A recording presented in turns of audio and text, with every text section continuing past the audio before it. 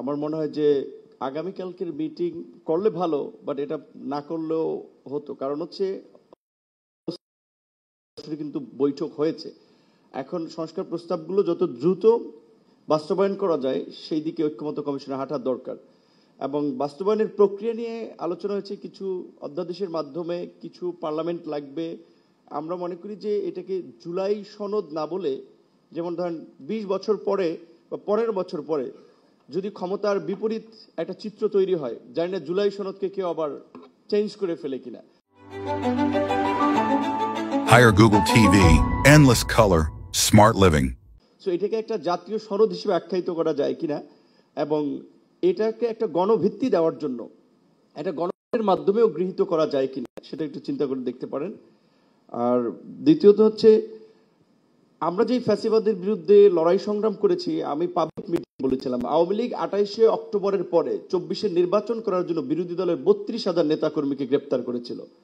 আর এই সরকার 3200 উল্লেখযোগ্য আওয়ামী লীগ যারা ফ্যাসিবাদের সহযোগী ছিল তাদেরকে এখন পর্যন্ত গ্রেপ্তার করে নাই। বরঞ্চ শেখ হাসিনার 16 বছর গুম খুন এবং লুটপাটের অন্যতম সহযোগী জাতীয় পার্টির কার্যালয়, প্রশাসন এবং আইন শৃঙ্খলা বাহিনী পাহারা দেয়, এখন আমরা দেখতে পাচ্ছি। এটা আমাদের জন্য খুবই উদ্বেগের। এই বিষয়ে আশা করি আপনারা পদক্ষেপ নেবেন।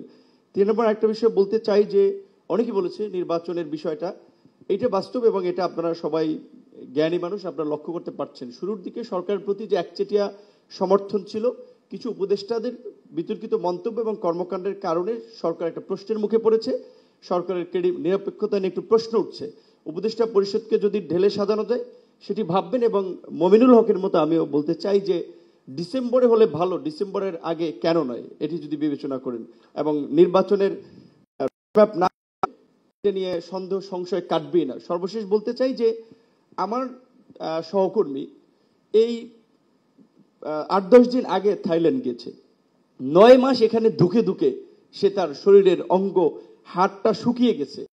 এখানে ওইভাবে ট্রিটমেন্টের পরে তার ট্রিটমেন্ট দেওয়া হয় নাই, অবশ হয়ে গেছে শরীরে, তাকে 9 মাস লাগবে। অনেক ধন্যবাদ জনাব নুরুল হক। এটা বলতে হবে 9 মাস লেগেছে তাকে বাইরে পাঠাতে।